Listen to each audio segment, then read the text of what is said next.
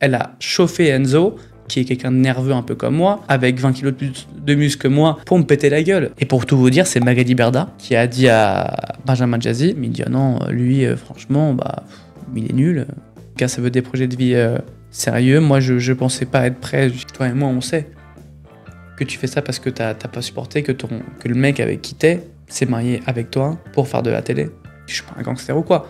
Bastos, on est amis de base, je sais où tu habites, je viens en bas de chez toi, t'as un problème, tu me parles. Ah, tu m'as éliminé. Bravo. Mais bon, c'est quoi être méchant? Elle me fait peur cette meuf. Bonsoir à tous. Bonsoir à tous les gars. Mais là les amis, il faut que je parle. Donc ce soir, je dois dire des choses, répondre à beaucoup d'insultes, provocations. Mais moi, ce qui me fait beaucoup de peine, au-delà des insultes, c'est que peu importe ce que je fasse dans ma vie, plutôt dans les programmes télé, je parle plus pour ça, comme c'est beaucoup ça qui me reprochait, c'est qu'on retient que le négatif et que ce que je fais de mal.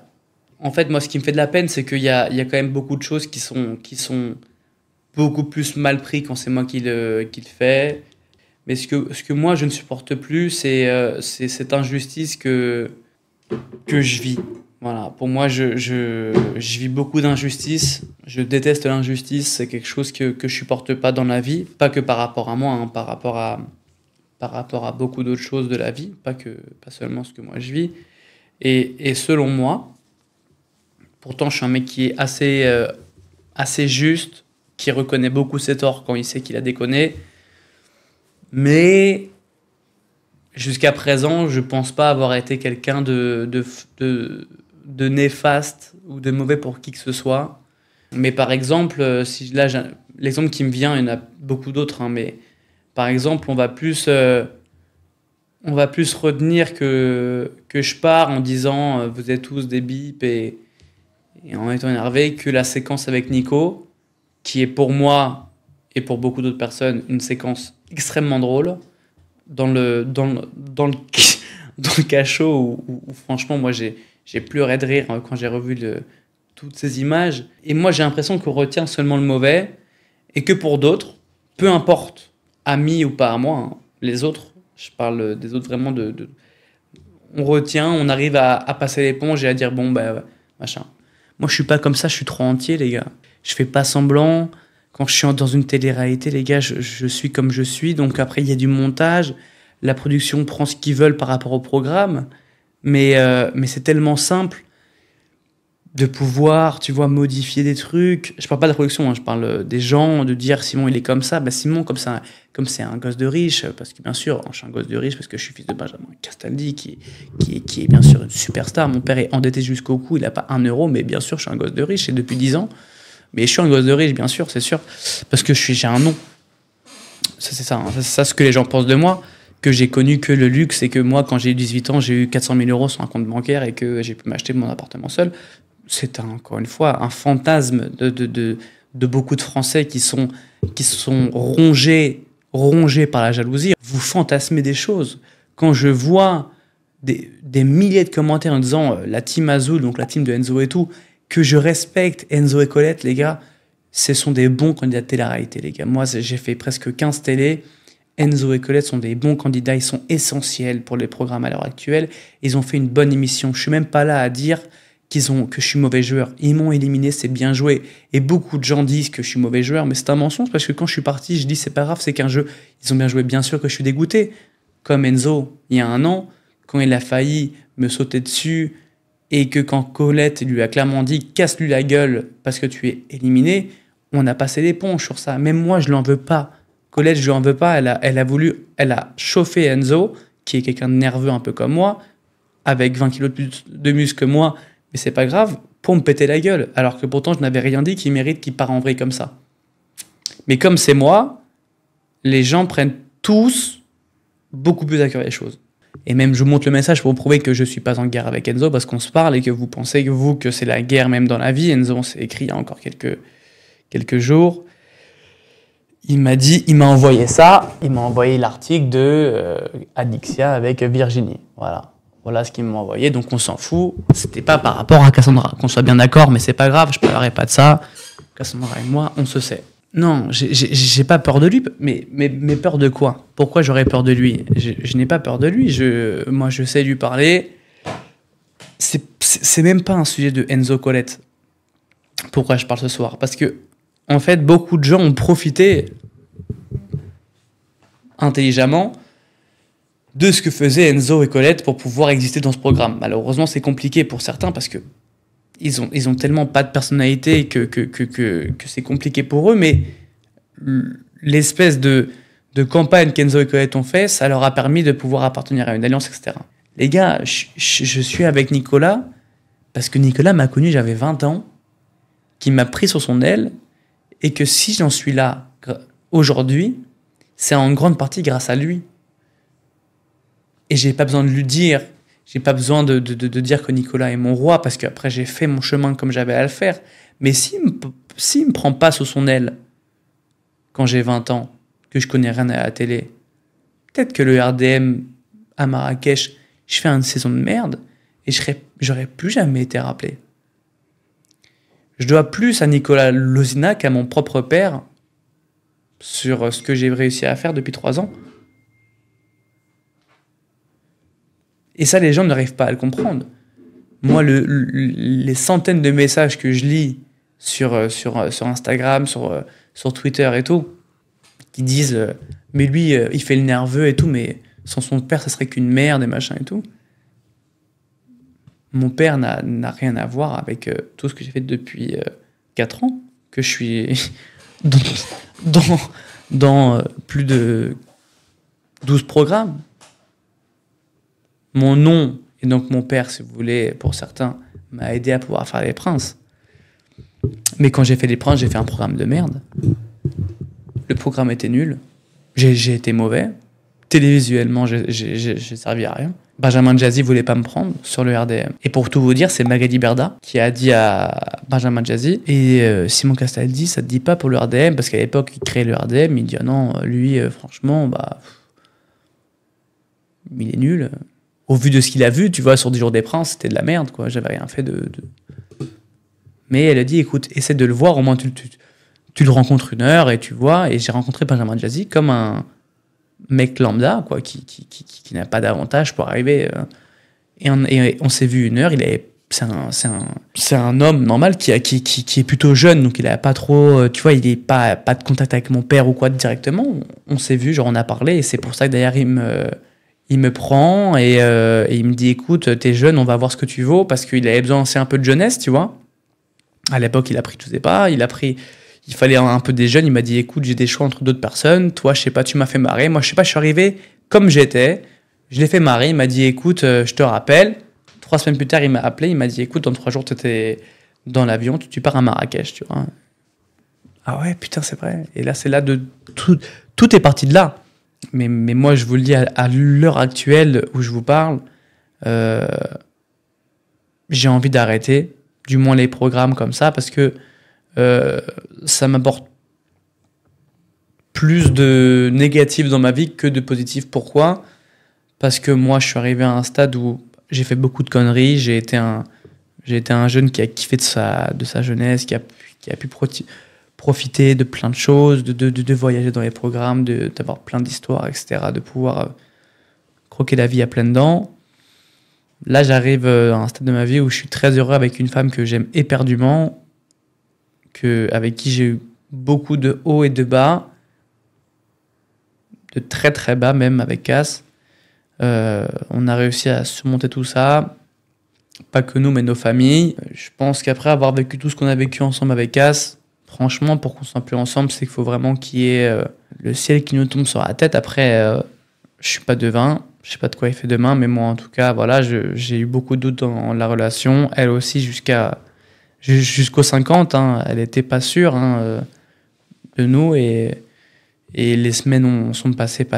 Et là, on arrive au mois de décembre, au mois de novembre. Bon, hein. Et moi, ce que je mérite à l'heure actuelle, et ce que Cass mérite, c'est d'être heureux dans une relation saine et avoir des projets de vie. Et Cass veut des projets de vie sérieux. Moi, je pensais pas être prêt jusqu'à il y a encore quelques temps. Je n'étais pas sûr, très très sûr de pouvoir construire une famille, etc. Plus les semaines passent, plus je me rends compte que je suis prêt pour ça, que c'est ce que j'ai envie. J'ai kiffé de 20 ans à 24 ans. Mais moi, ce qui me fait kiffer, là, c'est plus aller en boîte le week-end, c'est faire des lives, c'est être sur Twitch avec ma team, prendre du plaisir, c'est prendre des moments de coupe basique à 22h dans le lit, avec celle que j'aime, regarder un film, des trucs simples. Des gens qui restent bloqués dans le passé pour beaucoup, et ils savent qui c'est, hein. Et je trouve ça nul, parce que c'est pas parce que toi, t'as pas réussi à concrétiser ton mariage à la télé, que finalement ton mariage valait rien, que tu dois faire du mal aux gens. Et continuer à laisser propager des fausses rumeurs pour te venger personnellement, en faisant croire que c'est pour ta copine, mais t'es une menteuse. Toi et moi, on sait que tu fais ça parce que t'as pas supporté que le mec avec qui t'étais s'est marié avec toi pour faire de la télé. Toi, tu le sais. Tu sais de qui je parle. Et je t'ai écrit des messages gentils pour que t'arrêtes de te mêler de ça, pour que tu prennes du recul sur tout ça. Parce que Cassandra souffrait, elle pissait le sang du nez, je l'ai ramassée plusieurs soirs en train de saigner du nez, par terre, faible. Je l'ai emmenée depuis 1 mois faire des prises de sang, des scanners de la tête. Tout ça parce qu'elle était en train de souffrir de ce que toi tu disais en privé. Je parle même pas de Bastos, et je parle pas de Bastos. Bastos en était aussi pour beaucoup par rapport à ça, mais on s'est expliqué. Je suis allé en bas de chez lui, on a parlé. Il y a eu que la vidéo où on hurle comme des fous. On est relais comme des fous parce qu'on était à bout de nerfs et que j'étais à bout de nerfs et que même si pour beaucoup je suis un gosse de riche et fils de Castaldi qui mérite que des claques, je suis un nerveux et si on me fait chier, je vais en bas de chez toi et je t'encule ta mère. Et je le ferai. Peu importe si j'ai 40 kilos de muscle ou pas. Même si je dois me faire... Moi, quand je ris, les gars, c'est très simple. Les gars, je vais en bas de chez toi et on parle. Parce que Bastos, je parle pas dans la vie. Hein. Je suis pas un mec, je suis pas un gangster ou quoi. Bastos, on est amis de base. Je sais où tu habites. Je viens en bas de chez toi. T'as un problème, tu me parles. Tu fais pas 40 lives où tu essayes de me mettre sur la gueule et pour accentuer l'harcèlement qu'il y a sur ma meuf. Tu me dis ce que tu me reproches, je le comprends et on parle. Finalement, Bastos, on arrive à se reparler parce qu'il a compris.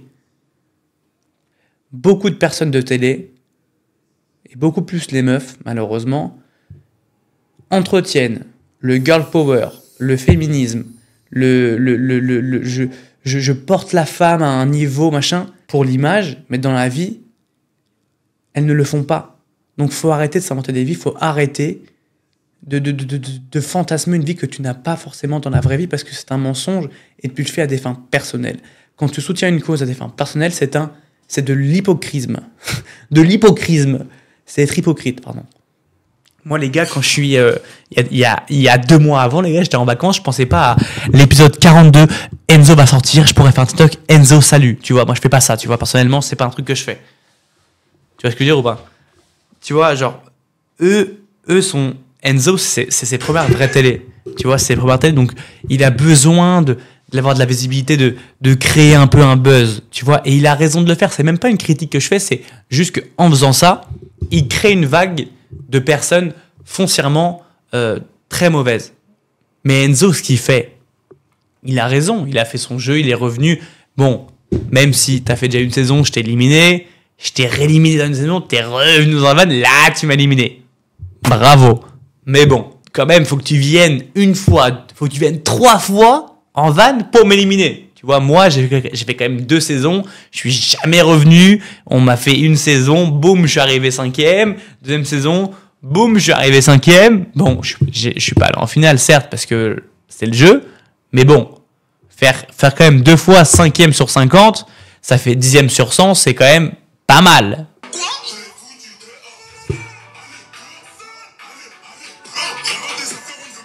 70 000 likes, 900 000 vues au TikTok, hein. 100 000, 300 000, 100 000, 80 000, 400 000, 120 000, 400 000, 500 000, 60 000, 50 000, 300 000, 140 000, 200 000, 300 000. Ah, 1 million 1. 1 million en septembre. Il te faut 2 mois pour refaire un doc qui va faire 1 million parce que tu me tèges. Bravo. Mais ça, c'est bien joué. Ça, c'est de la com. C'est bien. C'est son rôle de faire ça. Maintenant, si je vous montre mes DM maintenant, moi, son truc, il est drôle. Moi, il me fait rire. J'ai même mis un commentaire, j'ai même ri. Par contre, recevoir. Alors là, j'ai un bon message que je vais lire. Le problème, c'est que tout le monde est en train de tout mélanger entre jeu et réalité. Moi, tout de même, je suis plutôt pour la team Azul. Donc, on a un mec de la team Azul qui sait déjà écrire français, c'est déjà cool. Mais ça reste un jeu. C'est normal que chacun supporte une team, mais il faut rester tranquille. Ça prend des proportions de fous qui n'ont pas lieu d'être. Après, je pense que le montage n'est pas vraiment à votre faveur, mais nous, on voit tout. On voit partout, pardon. Mais de ce qu'on voit, ce qui est retranscrit à l'écran, on vous trouve pas cool. Dans le jeu, encore une fois, courage pour la vague de haine complètement stupide pour un jeu. Voilà une personne logique, elle s'appelle Laura. Une personne qui est logique. Une personne qui est pour elle, la team Denzo. Ce qui est compréhensible, et je le redis, c'est normal, mais qui n'insulte pas. Les gars, je vous jure, c'est même pas faux. Regarde, c'est un DM, je l'ai même pas ouvert.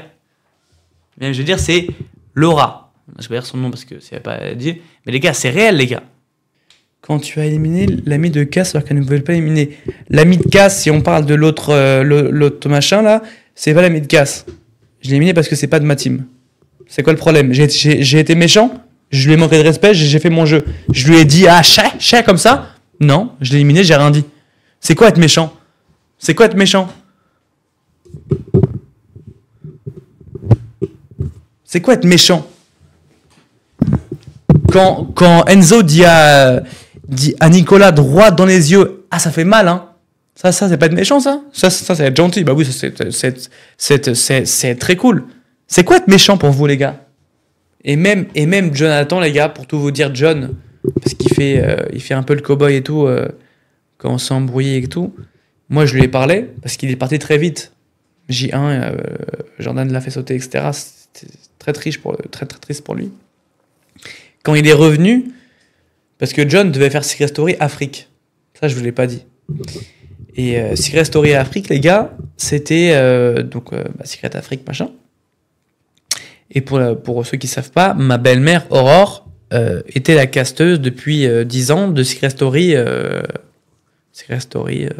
France pour Endemol. Donc elle a casté à l'époque Thomas, Nadège, même elle a casté même Nabila pour L'amour est aveugle à l'époque. Et elle a été rappelée là pour faire consultante pour le casting de Secret Story Afrique. Qu'il aurait dû faire John il y a 5 ans. Franchement, frérot, t'as perdu au change, mais c'est pas grave. Et sachez qu'il a planté ma belle-mère du jour au lendemain pour partir faire les 50. Et ma belle-mère, donc Aurore, quand je pars faire les 50, elle me dit ah bah écoute, tu seras peut-être avec Jonathan, c'est un beau gosse, mais il m'a planté comme ça du jour au lendemain pour faire les 50 et tout. Donc quand il est revenu, après être tège, je lui ai dit, je lui ai même parlé, tu vois, donc on pense que moi je parle pas aux gens. Comme Thibaut, qui avait fait croire que je parlais pas aux gens, John, je lui ai dit, ah ouais, tu verrais, c'est restaurer Afrique, machin et tout. Genre, tu vois, les gens pensent que je parle pas aux gens, mais John, tu vois, on est contre dans le jeu, à la télé, tu vois, on s'embrouille de Sephora, machin. Mais en vrai, moi, j'ai rien contre personne, les gars. Moi, je fais mon programme télé, les frères. Même John, il habite près de chez moi, on en a parlé, il vit dans un coin où on n'habite pas trop loin. Et moi, les gars, j'ai rien contre ces gens-là, tu vois. Ouais, et moi, quand John, il est parti, au début, j'ai pas capté parce que vas-y, il y avait 50 personnes, tu connais, j'ai pas capté. Mais quand j'ai dit putain de John, c'est lui. Et je vous jure, la tête de ma grand-mère sur Colette, ma mamie que j'aime, je me suis dit pendant les 2 premiers jours, putain, le pauvre John, il a planté Secret Story Afrique qu'il aurait dû faire parce que ça a quand même bien marché pour se faire TJ1. Oh my god, c'est terrible. Terrible. Il est revenu et il revient en cow-boy et qu'il revienne, ça lui sauve, franchement, ça lui sauve sa carrière, parce que peut-être qu'il va refaire de la télé grâce à ça. Mais franchement, s'il n'est pas rappelé derrière, Jonathan, il fait J1, il est terminé, personne ne parle de lui. Non, mais bien sûr, Manon. Alors, Manon, si t'aimes pas le mec de ta pote, tu lui dis, mais t'inventes pas des choses et tu rabaisses pas le mec de ta pote à tort. C'est pas la même chose. Tu peux ne pas aimer ton mec, tu peux ne pas aimer le mec de ta pote pour des raisons valables, pas en inventant des choses, ça c'est pas la même chose. Mais il se trouve qu'il y a eu des choses qui ont été dites, les gars, putain, mais si je parlerais, je peux même pas, si je le dis de ma bouche, c'est trop grave. Donc je parlerai même pas par rapport à ça, parce que si elle parle de ça, si elle ose dire ce qu'elle a dit, ce que j'ai entendu, ce qu'on m'a répété, ce que la prod m'a dit, ce que les gens m'ont dit, c'est tellement grave que je pourrais porter plainte. Parce que cette personne-là, ce qu'elle est capable de dire face caméra, ça m'a tellement choqué, et je te le dis, j'espère que tu écoutes cette rediff, j'espère, ça m'a tellement choqué ce que tu as pu dire et sous-entendre devant une caméra, que je me demande si tu as vraiment tous des neurones connectés entre eux, tellement c'est gravissime. Et comment tu entretiens des fausses rumeurs de gens dangereux. Ça me fait peur. Elle me fait peur, cette meuf. Je vous jure qu'elle me fait peur. Tu penses qu'ils vont te proposer une saison 4 ? Non. Et je leur ai dit non. De toute façon. Je leur ai dit... Peut-être avec un rôle... je peux avoir un rôle spécial, genre. Limite, jouer genre un renard. Ou faire une épreuve dans l'arène, genre qui peut battre Simon, tu vois.